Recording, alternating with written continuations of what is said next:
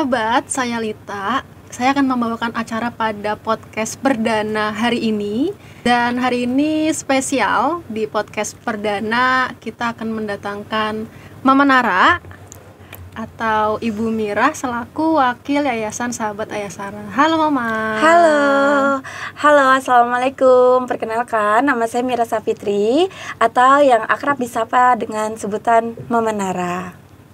Oke, pasti teman-teman yang lainnya pada bingung nih Mah, pada bertanya-tanya kenapa podcast ini dibuat, terus apa tujuannya. Nah, boleh nih Mah diceritakan, dijelaskan secara mendetail.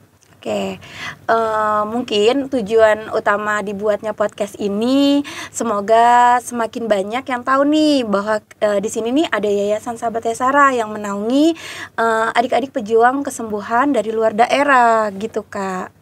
Saya menceritakan sedikit ya Kak ya. Jadi boleh. Awal cerita berdirinya yayasan ini sebenarnya dari kepedulian dari anak Bapak Jainuddin, yaitu adik Sarah yang saat itu didiagnosa leukemia AML. Nah, semasa berjuang Sarah memiliki jiwa sosial yang tinggi. Dia selalu meminta kepada ayahnya nih, kalau lagi mau kontrol atau kemo selalu minta dibawakan mainan atau susu atau pampers. Nah, melihat teman-temannya senang nih dengan pemberiannya, itu menjadi ketagihan seperti itu Kak. Nah, berawal Ayah Sarah itu membantu teman-teman dekatnya Sarah saja, tapi makin kesini makin banyak yang tahu, makin banyak juga yang dibantu gitu Kak. Jadi untuk awal mulanya apakah sebatas teman-teman atau komunitas lah ya? Atau bagaimana Mah? Ya, awalnya sebatas teman-teman, lalu semakin banyak akhirnya Ayasara membentuk komunitas. Nah, yang dimana komunitas itu relawannya itu anak-anak ya, orang tua yang anaknya pernah dibantu sama Ayasara lalu sudah gugur, seperti saya dan ada beberapa rekan saya seperti Mama Fahri dan yang lain gitu Kak. Pada saat waktu itu berapa jumlah komunitas pasiennya atau relawannya? Relawannya waktu itu baru 5, kalau nggak salah 5. Saya, Ayasara, Mama Fahri, Mama Hilal, 4 berarti ya.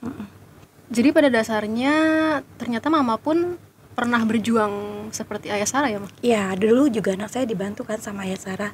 Jadi anak saya dulu diagnosanya neuroblastoma. Terus ketemu sama Sarah lah tuh di ruang talasemia. Waktu itu anak saya dan Sarah ditransfusi. Awal mulanya bertemu di sana, lalu sering ketemu kontrol bareng, kemo bareng. Akhirnya mereka berdua temenan, akrab gitu. Itu pada tahun berapa Mah kalau boleh tahu? Kalau nggak salah ya kurang lebih di tahun 2016 2017. 2016-2017 baru berbentuk komunitas. Itu belum. Itu masih awal-awal. Sarah pun juga masih baru terdiagnosa, itu belum. Jadi bagaimana Mah awalnya bisa terbentuk sebuah yayasan ini? Oke, jadi gini, waktu sebelum Sarah meninggal itu Sarah sempat berpesan kepada ayahnya, ayah, kalau Sarah sudah tidur, ayah tetap janji ya bantu teman-teman Sarah. Nah, dari kalimat kecil itu menjadikan amanah seumur hidup kan Kak ya. Jadi Ayah Sarah ingin komunitas ini gak hanya di komunitas, dia mau amanat itu terus berjalan seterusnya. Jadi Ayah Sarah meresmikanlah yayasan ini gitu. Kalau untuk dari Nara sendiri Mah itu berjuang dari tahun berapa ya? Kalau Nara dari tahun 2014 akhir Kak, sampai di 2019 awal Februari. Berarti berjuang bersama Sarah ya waktu itu? Iya, kalau Sarah kan 2,5 tahun ya, tapi kalau Nara hampir ke 4 tahun. Untuk awal ceritanya bisa terdiagnosa neuroblastoma? Iya, waktu itu sebenarnya kita juga nggak ada yang tahu ya Kak kalau Nara ini terdiagnosa neuroblastoma. Jadi awalnya itu kayak keluar darah dari hidung. Nah, itu saya pikir kan hanya mimisan biasa ya Kak ya. Saya diamin dalam 1 bulan itu sampai terjadi mimisan 4 kali. Dan itu terjadi di malam hari. Dan setiap bangun tidur itu udah banyak. Terus akhirnya kata kakak saya bilang, coba dibawa ke rumah sakit. Nah, awal ketahuannya saya bawa ke rumah sakit, ternyata belum terdiagnosa neuroblastoma tuh Kak. awalnya katanya ini ada kelainan darah, harus dirawat, terus dapat transfusi dan dirawat selama 1 minggu, nggak ada perubahan tuh Kak. Terus makin timbul benjolan di mukanya tuh, banyak lebam-lebam di badannya, terus sama sering muntah darah juga. Akhirnya kami sepakat nih keluarga untuk pindah rumah sakit. Nah akhirnya kami pindah ke RSCM gitu Kak. Di RSCM itu juga belum tegak, baru suspek leukemia. Akhirnya diambillah cek tulang sumsum ya, tulang BMP, baru terdiagnosa neuroblastom. Itu sudah stadium 4. Jadi untuk neuroblastoma itu sebenarnya apa? Makan kalau kanker kan banyak ya, maksudnya ada kanker darah, ada kanker saraf. Nah kalau neuroblastoma ini apa sebenarnya? Kanker jaringan saraf, jadi dia adanya di saraf-saraf. Tapi kalau untuk anak saya ini kan ada yang di anak ginjal masanya ya. Kalau untuk anak saya adanya di paru aorta, di pembuluh darah. Jadi memang tidak bisa dioperasi gitu. Kemudian setelah, apakah ada jeda setelah pengobatan almarhum Nara? Waktu itu sudah dinyatakan kankernya tidur kan kayak dia sudah dapat 4 lembar protokol kemonya. Dari protokol ABAB terus berubah OPEK OJEK, itu udah 4 lembar. Dokter bilang kankernya Nara ini udah tidur, jadi hanya cek lab rutin aja sebulan. Nah saya kan merasa anak saya tuh udah kayak sembuh gitu kan ya Kak ya. Terus saya ikutin dia mau apa, dia ngaji di tempat pengajian gitu sekolah. Nah ternyata dia itu kejatuhan temennya. Dari situ kejatuhan temen, tiba-tiba di kakinya tuh ada benjolan. Dari kakinya ada benjolan itu ternyata saya cek ke rumah sakit, di ronsen sudah ada penyebaran di tulang. Dan dengan waktu yang singkat ya 3 bulan itu sudah dari tulang lalu ke hati dan ke paru-paru. Dan dari situ dokter menyatakan sudah paliatif. Itu usia Nara berapa tahun mah? 7,5 tahun. 7,5 tahun. Iya. Kemudian dinyatakan paliatif. Iya, paliatif. 1 bulan pulang pergi RSCM. Lalu Tuhan mengambilnya. Itu pada usia itu juga? Iya, 7,5 tahun. Ada pesan dari almarhum Nara nggak Mas sebelumnya? Kalau untuk Nara, karena pas setelah dia masuk rumah sakit 1 minggu itu kondisinya memang udah gak stabil karena dihajar sama morfin kan, jadi udah gak sadar. Dia hanya pegang tangan, nangis, seperti itu aja. Jadi gak ada yang pesan-pesan atau gimana, gak ada. Jadi sebenarnya dokter menyatakan paliatif itu apa mah kalau bahasa kita? Jadi sebenarnya untuk paliatif itu pengobatan kankernya itu sudah tidak bisa dilakukan lagi karena mungkin sudah dosisnya sudah tinggi, jadi hanya bisa dilakukan pemberian seperti obat penghilang rasa nyerinya saja. Berapa lama almarhum Nara bertahan waktu itu mah? 1 bulan. 1 bulan dinyatakan paliatif, kemudian baru. Nah, bisa Mama akhirnya lanjut untuk bergabung bersama Ayah Sarah? Jadi waktu setelah Nara meninggal 7 hari, Ayah Sarah datang ke rumah kan, takjiah ya ke rumah. Karena waktu itu juga Sarah lagi kondisinya dirawat.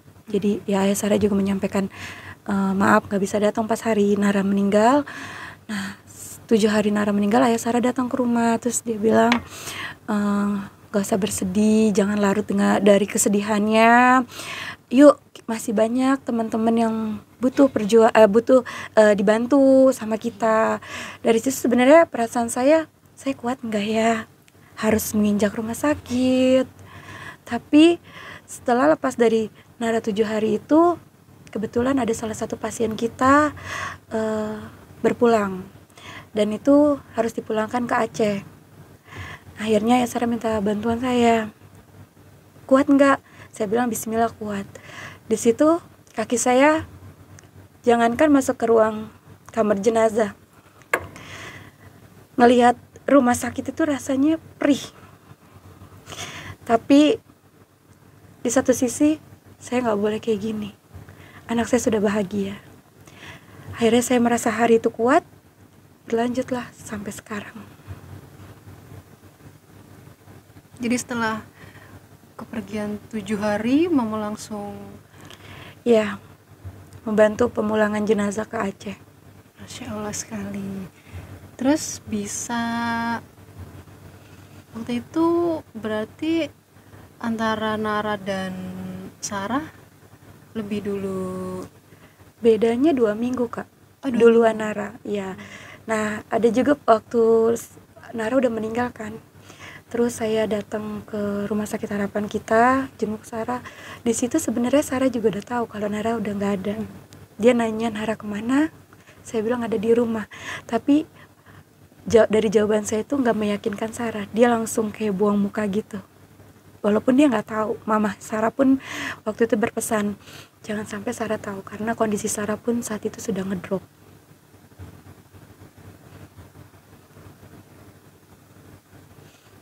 Kemudian untuk cerita Sarahnya sendiri, Mama menemani. Berarti sempat bolak-balik ke rumah sakit juga ya untuk menengok Sarah. Pada saat setelah Nara meninggal itu saya kurang lebih 3 kali, iya. Sampai akhirnya saya ditelepon ayah Sarah pagi-pagi, ya itu mengabarkan Sarah sudah meninggal. Itu tahun berapa, Ma? 2019. 2019. Iya, kalau untuk tanggalnya 20-an lah, tanggal 20 Februari gitu. Nah, kemudian berarti setelah kepergian almarhum Sarah dan juga Nara, apakah semakin banyak juga membantu? Iya, kan Sarah dan Sarah meninggal kan di bulan Februari ya. Lalu ayah Sarah tuh iseng-iseng posting mau mewujudkan keinginan Sarah nih, yang bisa bantu teman-teman yang dari luar daerah untuk punya rumah singgah. Iseng-iseng posting di media sosial. Alhamdulillahnya di akhir tahun 2019 ada orang baik Kak yang mau menyewakan rumah singgah. Lalu sewa rumah singgah, perabotan, segala macamnya. Itu makin kesini makin banyak orang baik yang mau bantu. Alhamdulillah sampai saat ini saya juga masih gak nyangka kita bisa memiliki, walaupun masih sewa ya, kayak memiliki rumah singgah yang tadiannya kami tuh hanya kumpul-kumpul di rumah Pak Jainuddin, ayah Sarah. Seperti itu pun setiap hari Sabtu atau Minggu di saat ayah Sarah libur kerja. Jadi sebelum Sarah meninggal itu, Mama Sarah pernah cerita kalau setiap mau berangkat ke rumah sakit selalu bilang, coba kalau ayah punya uang, punya beli mobil ambulan enak, ke rumah sakitnya nggak usah macet-macet, dia bilang gitu kan. Terus pernah ada satu ruangan Sarah, namanya Humaira, dia itu tidurnya ngemper gitu loh Kak di rumah sakit, ya kan. Nah dia bilang, coba kalau ayah punya uang, ayah punya rumah singgah, bisa bantu Humaira, seperti itu Kak. Jadi ada beberapa keinginan Sarah yang ya walaupun terwujudnya di saat Sarah sudah tidak ada ya, tapi sekarang bisa terwujud dan bisa banyak membantu orang Kak. Gitu. Berarti untuk saat ini berapa Ma pasien di rumah singgah? Untuk saat ini pasien kami mendampingi 20 pasien Kak, tapi untuk yang di rumah singgah 16, sisanya pasien dampingan luar yang mereka tinggal di Jabodetabek. Tapi untuk kebutuhan mereka seperti susu, pampers, dan obat-obatan yang tidak tercover kami bantu. Apakah membantu hanya pejuang cancer saja atau bagaimana Ma? Awalnya sih memang kami tuh hanya kanker, karena kan anak kami semuanya kanker ya, tapi makin kesini permintaan untuk rumah singgah ya, tinggal di rumah singgah itu banyak selain kanker. Lalu Pak Jenudin bilang ya udah nggak apa-apa, toh mereka juga sama-sama menjalani pengobatan yang panjang. Jadi sebenarnya ada nggak sih Mas syarat untuk tinggal di rumah singgah ini? Syarat untuk tinggal di rumah singgah, satu sih harus memiliki SKTM. Apa tuh Mas katanya? Surat keterangan tidak mampu, lalu memang benar-benar dari keluarga yang menengah ke bawah gitu. Terus sama ya memang terdiagnosa sakitnya memang jangka panjang. Oke, kalau dari programnya yayasan sendiri mah ada apa aja sih programnya? Kita ada penggandaan rumah singgah, penggandaan ambulan, yang dimana ambulan ini setiap harinya mengantar jemput pasien, dan kalau memang ada yang meninggal bisa diantar menggunakan ambulan. Lalu kami juga punya program support visit, yang setiap minggunya kami berkunjung ke rumah pasien yang bukan dampingan ya Kak ya. Kami memberikan support untuk mereka, dan kita membawakan beberapa kebutuhan yang mereka butuhkan. Berarti untuk support visit ini apakah anak-anak saja atau bagaimana? Campur sih Kak. Sekarang ada dewasa juga ada, tidak hanya untuk sakit aja, kadang lansia kami datangi. Untuk dekat-dekat ini ada nggak sih mah kayak ada event-event apa gitu? Kurban. Kami ini untuk event-event itu setiap tahunnya selalu ada, seperti menjelang hari raya Idul Adha. Kita menggalang dana untuk hewan kurban, yang dimana daging-dagingnya itu diperuntukkan untuk para pasien dan warga sekitar. Lalu setiap bulan Februari itu kan memperingati Hari Kanker. Kami selalu tuh tidak pernah absen membuat acara yang tujuannya dimana kita mau membuat hati anak-anak senang. Biasanya kita jalan-jalan Kak, kita jalan-jalan membuat hati anak-anak senang biar dia lupa tentang sakitnya. Lalu setiap tahun Lebaran juga kami memberikan parcel untuk para pejuang cilik sebelum mereka pulang ke kampung, karena untuk hari Lebaran itu kami memberikan mereka cuti untuk berkumpul bersama keluarganya di kampung halaman gitu. Jadi misalkan ada sanak saudara yang mau berkunjung ke sini, apakah diperbolehkan mah? Ya boleh, karena jadi kita juga lihat nih Kak, kalau misalkan pasiennya ini kondisinya tidak memungkinkan untuk pulang kampung, boleh keluarganya yang datang ke sini. Gitu. Terus kalau misalkan untuk hari biasa ya Kak ya, misalkan ada keluarga kangen atau gimana, boleh menjenguk. Dan kami juga memberi izin juga nih kalau yang rumahnya sekitaran dekat ya, nggak nyebrang pulau, dalam 1 bulan itu 3 hari boleh pulang ke rumah masing-masing, dengan catatan mereka harus fit gitu. Biasanya anak-anak kalau kontrol itu seminggu berapa kali mah? Tergantung sih Kak, ada yang full dalam 1 minggu tuh full, 1 minggunya itu dari Senin sampai Jumat ya Kak ya, full. Ada yang seminggu 3 kali, seminggu 2 kali. Kemo pun juga gitu, tergantung jadwal dari protokolnya. Nah kalau untuk Mama Nara sendiri, kegiatannya apakah mendampingi pasien atau bagaimana Mah? Kalau untuk saya sendiri, kalau pasien yang baru ya kayak baru datang dari luar kota, mereka pastinya belum tahu kan seluk-beluk RSCM, itu saya dampingin dulu. Kurang lebih 1 minggu saya dampingin, saya ajarin dulu harus kesini. Setelah mereka bisa, baru saya lepas. Tetapi kalau misalkan mau ada tindakan, saya juga ikut dampingin. Ada nggak sih Mak pasien yang membuat Mama Nara teringat sama almarhum Nara? Ada Adam.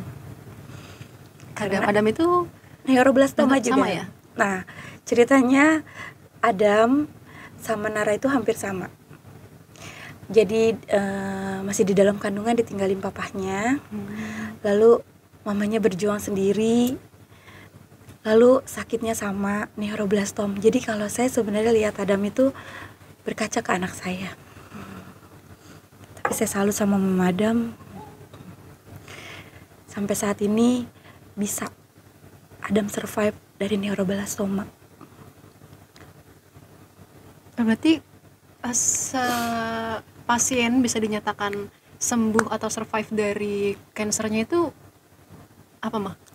Kalau yang dibilang survive itu menurut dokter ya, menurut dokter bisa lepas kemo 5 tahun ya, 5 tahun lepas kemo itu sudah bisa dinyatakan survive. Tapi kalau masih 1 tahun, 2 tahun itu biasanya kankernya tidur. Jadi untuk para orang tua tuh jangan lengah, karena jujur saya sendiri waktu itu merasa anak saya sudah sembuh. Jadi apa yang anak saya mau ikut les inilah ini saya masukin, karena anak saya juga merasakan itu aku udah sembuh. Ternyata sebenarnya kansernya lagi tidur. Dia kecapean, makannya nggak teratur, istirahatnya nggak teratur. Ternyata si kanser itu lagi menyebar kemana-mana. Nah, kalau tadi kan Mama cerita tentang yayasan ini punya beberapa event seperti Hari Kanker, kemudian Kurban, Idul Fitri, bingkisan. Nah, kalau kegiatan secara terperincinya itu bagaimana, Mama? Jadi waktu itu sebenarnya yang Hari Kanker itu kan tercetus keinginan Sarah juga sebenarnya, Kak. Waktu itu Sarah udah lagi dirawat. Di harapan kita dia tetap minta, ayo dikit lagi nih mau Hari Kanker. Nah, mau dong bikin senang teman-teman. Lagi-lagi mau dong bikin senang teman-teman. Sedangkan saat itu kondisinya memang sudah tidak bagus. Akhirnya ya Sarah mencoba nih mencari bantuan dari beberapa komunitas. Alhamdulillah di tahun 2019 itu kita bisa merayakan Hari Kanker Anak dengan mengundang 70 pasien, Kak, dari beberapa rumah sakit.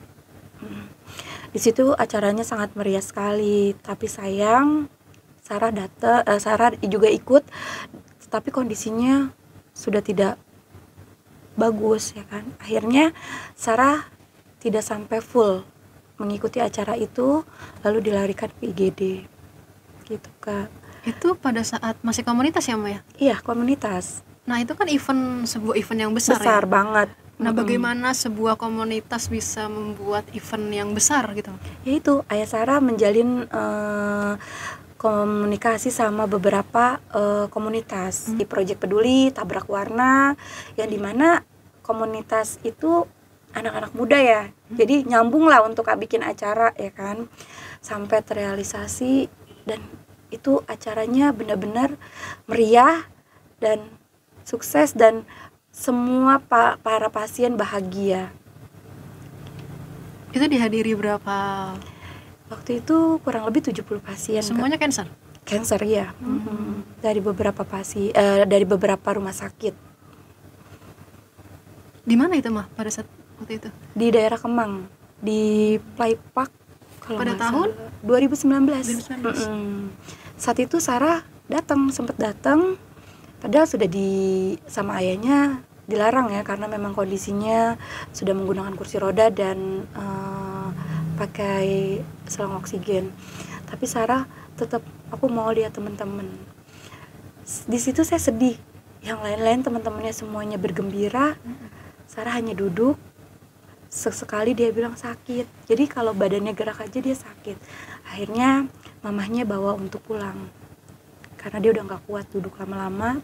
Bawa pulang, malam itu langsung dibawa ke IGD. Dapat kurang lebih 5 hari Sarah berpulang. Berarti setelah acara itu dibuat ya, Mai? Iya, alhamdulillahnya ya keinginannya terwujud untuk membahagiakan teman-temannya. Nah, kalau untuk harapannya sendiri, Mah, untuk Rumah Singgah ini apa? Harapannya semoga semakin banyak yang tahu yayasan dan Rumah Singgah ini, dan banyak juga yang mau ikut bersumbangsi membantu para pejuang kesembuhan di sini, agar kami bisa tetap melaksanakan amanah yang Sarah berikan. Nah, kalau untuk teman-teman yang lain nih, Mah, mau ikut bantu juga anak-anak pejuang kanker di sini, ada nggak, Mah? Kita ada program donatur tetap. Nah, di mana setiap bulannya boleh bersumbangsi paling kecil 200.000. Nah, itu sangat membantu sekali Kak untuk keberlangsungan pengobatan mereka. Jadi jujur ya, karena kan pasien ini minum susunya tuh susu khusus ya Kak ya. Kita butuh banget yang support kami ya, dengan adanya donatur tetap ini membantu banget untuk biaya listrik, biaya susu, pampers, terus apalagi sekarang ada banyak pemeriksaan seperti cek lab yang tidak tercover seperti itu. Nah, kalau sempat aku tahu ini kan rumah singgah ini masih sewa ya, Mas? Iya, benar Kak.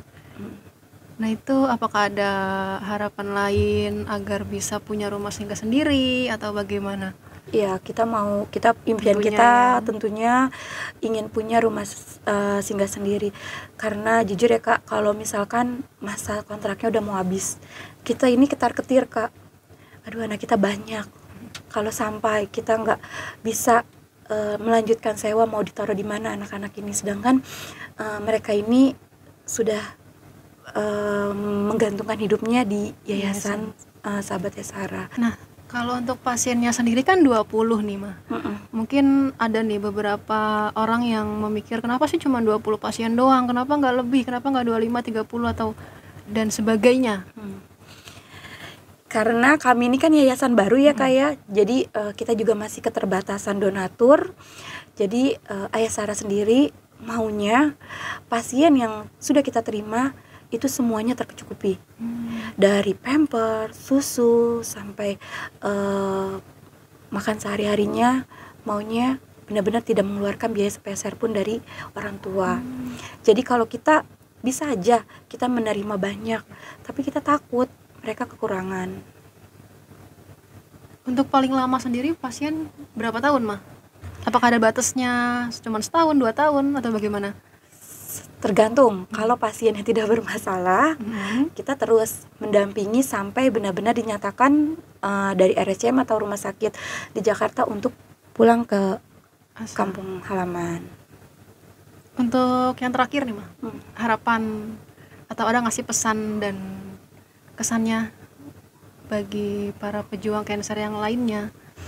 Untuk harapannya, untuk anak-anakku yang tinggal di rumah singgah Yayasan Sahabat Yesara, selalu tetap semangat dalam menjalani pengobatan. Sekecil apapun harus yakin bahwa mukjizat Allah itu pasti ada. Jangan pernah menyerah, semangat untuk menjemput kesembuhannya. Semangat. Nah, untuk teman-teman yang lain nih, Ma, yang mau bantu, kemana nih? Boleh dicek di IG Yayasan Sahabat Yesara. Boleh di Yayasan Sahabat Ayasara atau ke website kami yaitu sahabatayasara.or.id. Nah, itu tadi nih teman-teman cerita dari Mama Nara yang sangat inspiratif sekali. Makasih Mama Nara udah mau bergabung pada podcast kali ini. Nah, itu aja. Mungkin sekian dari kami. Wassalamualaikum warahmatullahi wabarakatuh.